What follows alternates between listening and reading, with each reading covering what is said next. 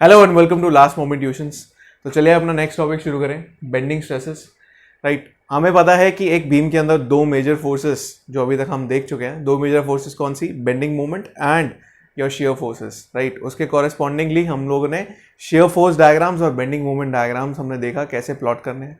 अब उनका मतलब भी आपको पता है। राइट, शेयर फोर्स का मतलब पता है और बेंडिंग मोमेंट का मतलब पता है, और आपको ये पता है कि हर क्रॉस सेक्शन के अबाउट दोनों वेरी कर रहे होते हैं डिपेंडिंग अपॉन कि लोडिंग किस तरीके से है उस पर्टिकुलर बीम के ऊपर। Right, so now the stresses which are induced by bending moment are known as bending stresses and stresses which are induced by shear forces are known as shear stresses. Right, shear stresses के बारे में हम लोग आगे जाके देखेंगे, पर अभी हम बेंडिंग मोमेंट के बारे में देखेंगे। नाउ लेट्स से ये आपकी बीम एसी है। राइट, बीम एसी है और लेट्स से जो आपका ये एक्सिस यहाँ पे जो पास हो रहा है वो बीम के सेंटर ऑफ ग्रेविटी से ये पास हो रहा है। राइट, क्रॉस सेक्शन की सेंटर ऑफ ग्रेविटी से ये पास हो रहा है पूरा बीम। जो ये एक्सिस है, this axis is known as longitudinal axis. Now let's say ये जो आपकी बीम है it is being subjected to a moment and let's say this is your moment M. ठीक है, और मैंने क्या किया है, एक सेक्शन को काटा है इसके ऊपर, सेक्शन को काटा और लेफ्ट साइड वाला पोर्शन मैंने यहाँ पे कंसिडर किया।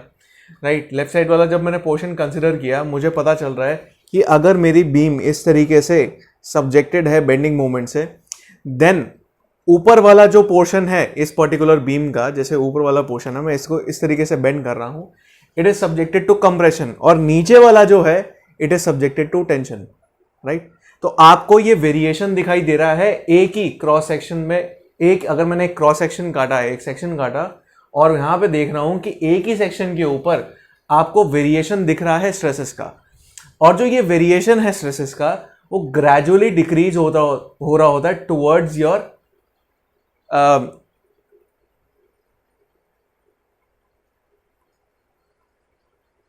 Longitudinal axis.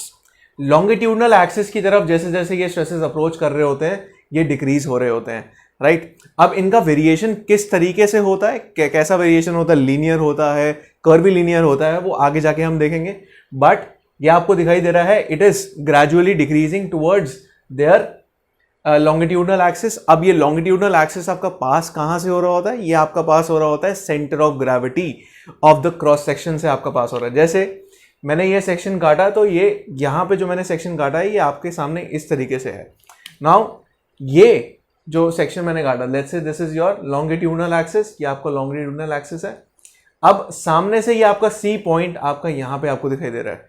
राइट, नाउ दो ये रेड से लाइन है, this is known as your neutral axis, इसको हम लोग बोलते हैं neutral axis. Now at this particular point क्या है कि stresses are becoming zero. Right, ये आपका पॉइंट सी है यहाँ पे। ठीक है, ये आपका पॉइंट सी है यहाँ पे, और जैसे मैंने यहाँ पे देखा क्रॉस सेक्शन के आगे यहाँ के, तो वो कुछ इस तरीके से दिख रहा है। At this particular line the stresses are zero. Now इस लाइन को हम लोग बोलते हैं this is your neutral axis. Now this neutral axis is passing through the centroid of this particular cross section. ठीक है, हमें पता है सेंट्रॉइड क्या होता है या फिर सेंटर ऑफ ग्रेविटी क्या होता है। This C D is passing through CG of this particular cross section. Right, now ये तो हो गया न्यूट्रल एक्सिस, आपने क्रॉस सेक्शन का व्यू हो गया ये। अब अगर मैं इसका 3D व्यू देखूं and now it is being subjected to this kind of loading, this is your moment. ठीक है, ये आपका मोमेंट है।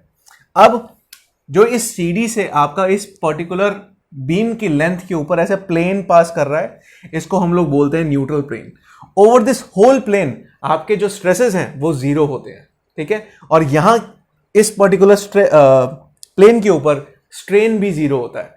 दैट मीन्स न्यूट्रल एक्सिस के ऊपर या फिर जो न्यूट्रल प्लेन है, stresses and strains are zero.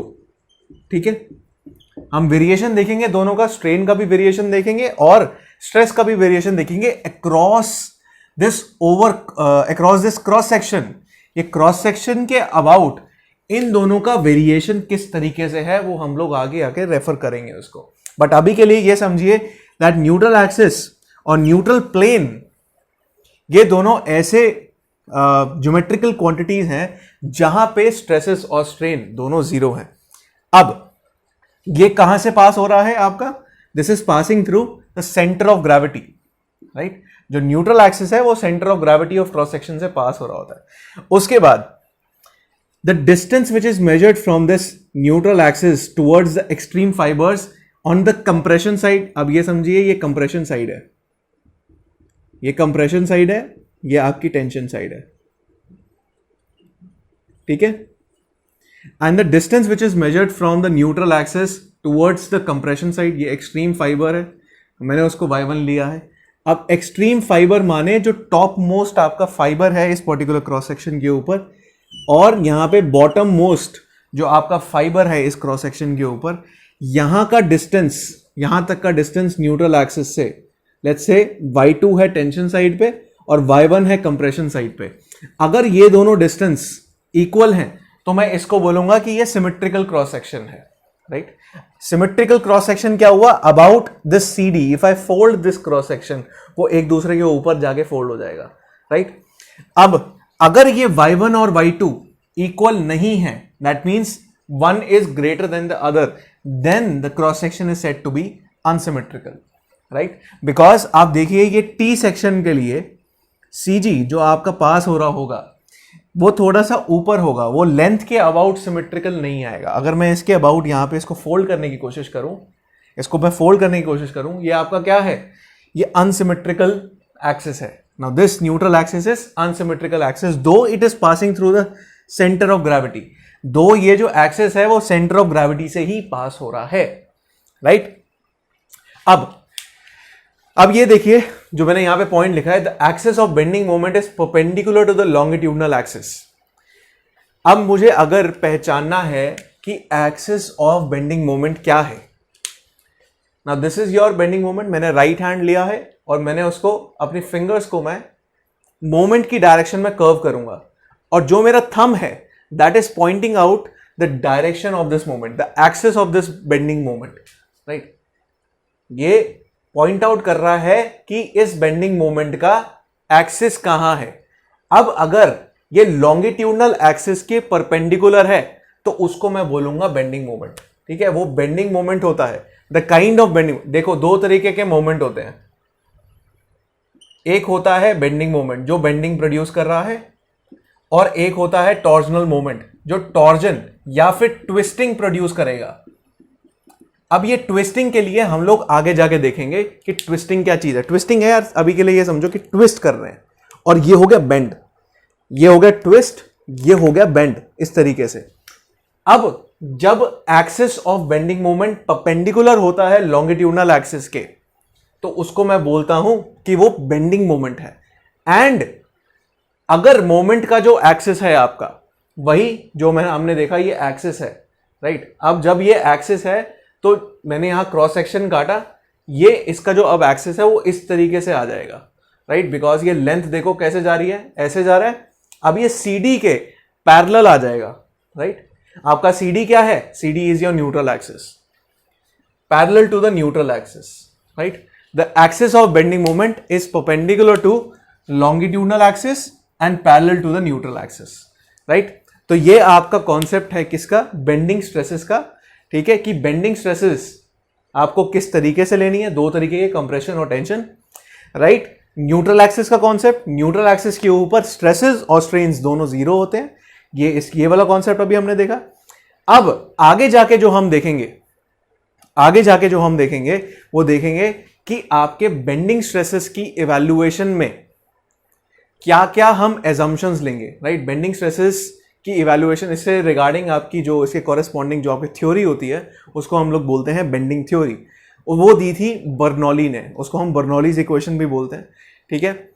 Bernoulli ने वो इक्वेशन दी थी बेंडिंग थ्योरी की, राइट। उससे रिगार्डिंग जो आपके एजम्पशंस होते हैं अभी हम आगे जाकर डिस्कस करेंगे वही, राइट।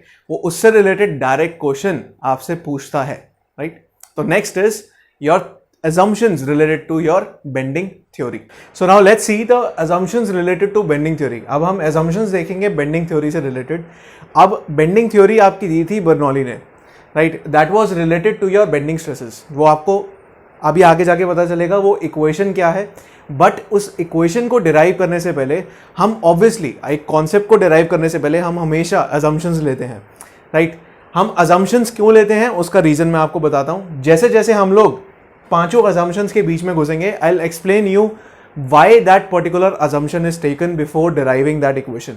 हम इक्वेशन को डिराइव करने से पहले इन अजम्पशंस को क्यों लिया है हम लोग उसको अभी रेफर करेंगे एक एक करके। अब जो आपकी सबसे पहले जो अजम्पशन ली गई थी, that is your material is homogeneous, isotropic, elastic and hooks law is valid, right. अब इसके अंदर टर्म्स हैं होमोजीनियस, आइसोट्रोपिक सबसे पहले। अब उसके अंदर वो क्या कहता है that what is this concept of homogeneous and isotropic. क्या होता है दैट इज, लेट्स से ये मेरा एक मटेरियल है। अब इस मटेरियल के ऊपर मैंने 2 पॉइंट्स लिए हैं, ठीक है।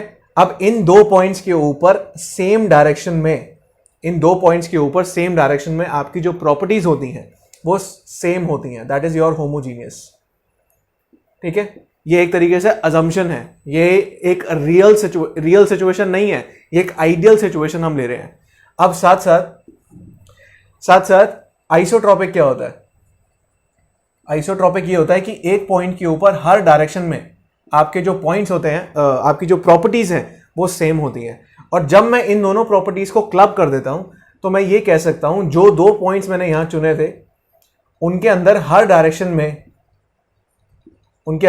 डायरेक्शन में आपकी प्रॉपर्टीज क्या हैं वो सेम रहेंगी। माने अगर मैं पॉइंट कोई भी चूज कर लूं, जब मैंने इन दोनों प्रॉपर्टीज को ले लिया है, अब मैं पॉइंट कोई भी चूज कर लूं इस पर्टिकुलर मटेरियल के ऊपर, तो हर डायरेक्शन में आपको प्रॉपर्टीज सेम मिलेगी, चाहे वो ये हो, हर डायरेक्शन में हर पॉइंट के ऊपर आपकी प्रॉपर्टीज सेम होंगी। जब मैं इन दोनों को क्लब कर लेता हूं तभी आपको ये कॉन्सेप्ट, एक तो ये रियल सिचुएशन से रिलेटेड नहीं है, ये आइडियल सिचुएशन है, राइट। ऐसा कभी भी नहीं होगा कि एक पर्टिकुलर मटेरियल में हर पॉइंट के ऊपर आपको सारी प्रॉपर्टीज सेम मिले, ऐसा नहीं होता।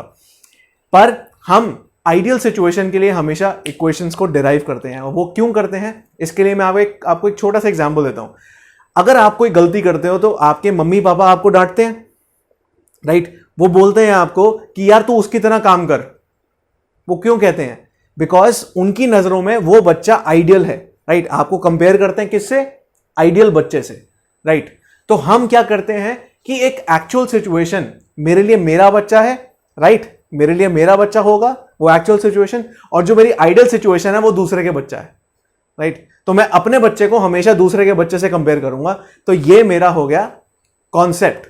हम लोग क्या करते हैं, हमेशा एक आइडियल सिचुएशन से रियल सिचुएशन को कंपेयर करते हैं, और जो अजम्पशंस ली जाती हैं वो एक आइडियल सिचुएशन के लिए होती है। बिकॉज एक आइडियल सिचुएशन हमेशा एक सिंपल सिचुएशन होती है, वो कॉम्प्लेक्स नहीं होती, राइट, वो कॉम्प्लेक्स नहीं होती। आइडियल सिचुएशन और अजम्पशंस उस कॉम्प्लेक्सिटी को हटाते हैं। तो इसके पीछे रीजन ये होता है सारी अजम्पशंस का। तो फर्स्ट ऑफ ऑल जो सबसे पहली आपकी अजम्पशन आती है that is related to homogeneity and isotropic. तभी आप ये बहुत सारी कॉन्सेप्ट्स में देखेंगे, अलग अलग सब्जेक्ट के अंदर देखेंगे कि आपको ये अजम्पशन बहुत ज्यादा कॉमन मिलेगी, राइट, होमोजीनियस एंड आइसोट्रोपिक। उसके बाद इलास्टिक हो गई। इलास्टिक है, इलास्टिक मतलब क्या है कि आपका जो स्ट्रेस स्ट्रेन डायग्राम है वो कहां तक वैलिड है? पॉइंट बी तक वैलिड है, right. Your material is elastic. फिर उसके बाद हुक्स लॉ इज वैलिड कह रहा है। अब Hooke's law is valid is up to the proportionality limit, जब तक मेरी लाइन स्ट्रेट है, right. So for some materials हमें ये पता है that your elastic limit and your proportionality limit बहुत कम डिस्टेंस होता है, तभी we can take these two assumptions together, right. कभी कभी हम तभी ये कंडीशंस को हम लोग एक साथ ले लेते हैं। सो एक पर्टिकुलर फर्स्ट आपकी assumption में 4 चीजें आ रही हैं, राइट, जो आपकी आइडियल सिचुएशन से रिलेटेड है। तो सारी assumptions आपकी आइडियल सिचुएशन ही है, राइट। तो एक एक करके हम लोग उसमें ही देख रहे हैं। नेक्स्ट आपका है Young's modulus in tension and in compression is equal. अब आप देखिए, आपने तो एक ही तरीके का देखा था यंग्स मॉडुलस, बट क्या होता है जब आपने वो टेस्टिंग करी थी स्ट्रेस स्ट्रेन डायग्राम के लिए, तो आप किस टाइप की फोर्स लगा रहे थे? आप टेंसाइल फोर्स लगा रहे थे, राइट, आप टेंसाइल फोर्स लगा रहे थे। But what if I am giving a compression? क्या वो स्ट्रेस स्ट्रेन डायग्राम सेम होगा? हाँ, वो सेम हो सकता है for ductile materials. Mild steel एक डक्टाइल मटेरियल है, तो उसमें वो बहुत क्लोज होता है, राइट। बट ब्रिटल मटेरियल्स के अंदर, जो मटेरियल्स मेरे ब्रिटल होते हैं, माने बहुत जल्दी क्रैक हो जाते हैं, जो डक्टाइल नहीं होते, वो मेरे जो मटेरियल्स हैं उनके अंदर जब मैं टेस्टिंग करता हूं स्ट्रेस स्ट्रेन डायग्राम की, कंप्रेशन और टेंशन के लिए जो मेरा मॉडुलस ऑफ इलास्टिसिटी आता है वो अलग आता है इन ब्रिटल मटेरियल्स। तब उस कॉम्प्लेक्सिटी को हटाने के लिए हम एक अजम्पशन ले लेते हैं दैट कि क्योंकि मेरे को डिराइव करना है मेरा अपना कॉन्सेप्ट, ताकि मेरे को अलग से कॉन्सेप्ट ना उसके लिए डिराइव करना पड़े, तो मैंने अजम्पशन ले लिया कि यार उसका जो यंग्स मॉडुलस है दोनों का सेम है, right. In compression and in tension वो जो मेरा यंग्स मॉडुलस आएगा वो सेम है। अब your third one, plane section remain plane before and after bending. अब इसका कहने का मतलब ये है, लेट्स से ये मेरा बीम था और इसके अंदर मैंने इस तरीके से बेंडिंग मोमेंट लगाया, ये मैंने सेक्शन काटा XX, ठीक है। अब इस सेक्शन के ऊपर क्या है, मैं ये लेफ्ट साइड वाला ले रहा था, तो इस सेक्शन के ऊपर आपको जो स्ट्रेन डिस्ट्रीब्यूशन मिलेगा, let's say this is your strain, that will be directly proportional to your distance from your neutral axis. वो आपको इस अजम्पशन से मिलता है।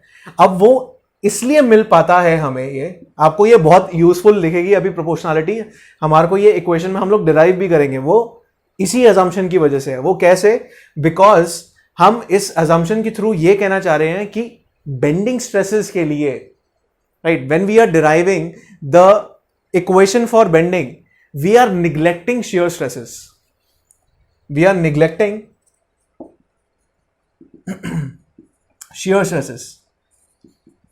हम वो इस assumption से बताना चाह रहे हैं। अब वो कैसे बताना चाह रहे हैं मैं आपको बताता हूं। अब क्या होता है कि एक्चुअली में जो आपका जो सेक्शन है वो प्लेन नहीं रहता, थोड़ा सा वार्प्ड होता है, and that warping is due to your shear stresses। But जो shear stresses का जो मैग्नीट्यूड होता है in comparison to your bending stresses, that is actually very less, right. आपका जो shear stresses का जो आपका मैग्नीट्यूड होता है बेंडिंग स्ट्रेसेस के कंपैरिजन में वो काफी लेस होता है, और वो भी लेस तब होता है जब डेप्थ जो होती है इस पर्टिकुलर बीम की वो कम होती है, ठीक है। और ये जो इक्वेशन हम लोग डिराइव करते हैं that is for shallow depth of cross sections, ठीक है। ये shallow depth of cross sections के लिए होती है, और हम shear stresses को इसमें निग्लेक्ट करते हैं। अगर मैं shear stresses को निग्लेक्ट नहीं करूंगा, ये सेक्शन प्लेन नहीं रहेगा और ये कंडीशन यहां पे वैलिड नहीं होगी, जो कि मेरे लिए आगे जाके पता चलेगा ये बहुत वैल्यूएबल कंडीशन है, राइट। पूरा का पूरा जो आपका इक्वेशन है इस कंडीशन के ऊपर वैलिड होता है। So to make my situation ideal again, I am ignoring shearing stresses, right. Now आपका जो नेक्स्ट आता है, plane cross section before bending is vertical and rectangular and after bending remains plane. अब इसका कहने का मतलब ये है, जैसे अगर मैंने क्रॉस सेक्शन काटा इधर and it is a rectangular cross section, अब आपको पता है कि ऊपर वाला जो आपका इस बेंडिंग के कंपैरिजन में, अगर मैं इस बेंडिंग के थ्रू देखूं, ऊपर वाला कंप्रेस हो रहा है। अब जब ऊपर वाला कंप्रेस होगा, this rectangular shape will try to convert, यहां पे बना देता हूं एक सेकेंड, ये जो आपकी रेक्टेंगुलर शेप है it will try to convert into a trapezoidal shape. ये ट्रापेजॉइडल शेप की तरह कन्वर्ट होने की कोशिश कर रहा है। आप खुद देखिए, आप ऊपर वाले फाइबर को कंप्रेस कर रहे हो, नीचे वाले फाइबर को खींच रहे हो, राइट। आपने क्या किया, स्ट्रेन तो चलो लॉन्गिट्यूडनली तो बन रहा है, लॉन्गिट्यूडनली तो स्ट्रेन आएगा, पर क्या है कि ये इस तरीके से भी तो बढ़ रहा है, इस तरीके से भी तो बढ़ रहा है। तो यहां पे क्या आ गया, लॉन्गिट्यूडनल स्ट्रेन और लेटरल स्ट्रेन में आपको क्या करते हो, Poisson's ratio, right. So to neglect your Poisson's ratio का इफेक्ट हटाने के लिए हम इसका यूज लेते हैं। अब ये असम्पशन ले लेते हैं कि ये जो आपका क्रॉस सेक्शन है बाद में रेक्टेंगुलर ही रहेगा, राइट। ये असम्पशन ले ली हमने, इसको निग्लेक्ट कर दिया। अब इसको निग्लेक्ट कर दिया मतलब आपने इफेक्ट ऑफ पॉइजन रेशियो को हटा दिया। Again to simplify my equation, my concept. Now last, the loading of the plane symmetrically divide the cross section of the beam, right. The loading of the plane symmetrically divide the cross section of the beam. Now what does this mean? That if this is my cross section, ठीक है, और इस beam के ऊपर ऐसे loading लग रही है, अब जब मैंने ये क्रॉस सेक्शन यहां काटा तो इसका मतलब क्या है कि obviously this beam has certain kind of width, और वो विड्थ यहां पे आपको दिख रही है। अब इस क्रॉस सेक्शन का एक सीजी है, ठीक है। अब मैं ये मानता हूं कि जो आपकी जो लोडिंग है it is passing through this CG and it is symmetrically dividing the cross section, right. अब वो इसलिए मैं लेता हूं बिकॉज अगर ये सीजी से पास नहीं करेगा और ये कुछ यहां से पास करेगा तो एक हमारी जो बीम के अंदर टॉर्जन डेवलप हो जाएगी, और वो हमारी अभी कंसर्न नहीं है। Torsional moment is something which will discuss as we move forward. Bending से रिलेटेड हम लोग stresses, these stresses are with respect to bending moment. I told you दो टाइप के मोमेंट होते हैं, एक बेंडिंग मोमेंट होता है और एक टॉर्शनल मोमेंट होता है। बेंडिंग स्ट्रेसेस बेंडिंग मोमेंट के कॉरेस्पॉन्डिंग है जो अभी हमने पढ़े थे, बट टॉर्जन जो आपका मोमेंट है वो हम आगे जाके पढ़ेंगे। तभी हम, क्योंकि हमारी अभी कंसर्न क्या है, बेंडिंग स्ट्रेसेस, तभी हम यहां पे ये ले रहे हैं that the loading is passing through the CG of the cross section, so to neglect the effect of torsion. So to neglect the effect of torsion, I am considering this assumption, right? अब कोई भी concept को derive करने से पहले हम assumptions लेते हैं, right? ये आपकी 5 assumptions है बेंडिंग थ्योरी से रिलेटेड। अब इससे डायरेक्टली आपसे क्वेश्चन पूछा जाएगा, राइट, और पूछा गया भी है, पूछा जाएगा भी, and it is very important, right. अब देखिए, अब आपके मन में एक क्वेश्चन आ रहा होगा, यार मैंने इतनी सारी एक्चुअल चीजों को तो निग्लेक्ट कर दिया, तो मेरी थ्योरी किस काम की है? वो काम की है because it is entirely focused on bending stresses, right. पर ये एक्चुअल बेंडिंग स्ट्रेसेस नहीं है जो एक्चुअली में डेवलप होंगे।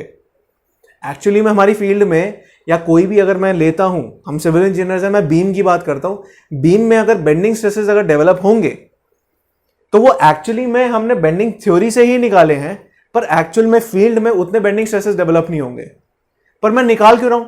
ऐसा जो डिफरेंस है उसका, जो ये अजम्पशन की वजह से आ रहा है, राइट, जो डिफरेंस आ रहा है उसको हम लोग ओवरकम करते हैं फैक्टर ऑफ सेफ्टी से। और फैक्टर ऑफ सेफ्टी अभी आपके लिए ये समझना इतना बहुत है कि फैक्टर ऑफ सेफ्टी हम यूज करके इन अजम्पशंस का इफेक्ट जो है ना वो निग्लेक्ट कर पाते हैं, राइट। इन अजम्पशंस की वजह से जो रॉन्ग इफेक्ट आ सकता है उसको हम लोग निग्लेक्ट कर देते हैं, राइट।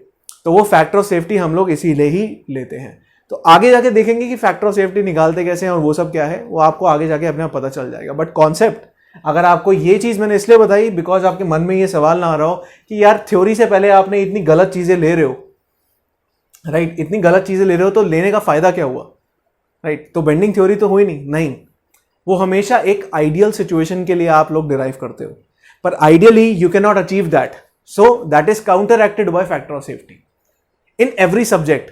आप हर सब्जेक्ट में देखेंगे कि जो बेंडिंग थ्योरी नहीं, कोई भी सब्जेक्ट में आपको assumptions मिलेंगी, तो assumptions का मतलब ही यही होता है, राइट। assumptions का आपका मतलब ही यही होता है। So that's all from this video. तो नेक्स्ट वीडियो में हम लोग इक्वेशन को देखेंगे बेंडिंग की, फिर हम एक न्यूमेरिकल देख लेंगे जो आपके प्रीवियस ईयर क्वेश्चन से रिलेटेड है, राइट, तो ताकि आपको कॉन्सेप्ट पूरा क्लियर हो जाए। So that's all from this video, thank you.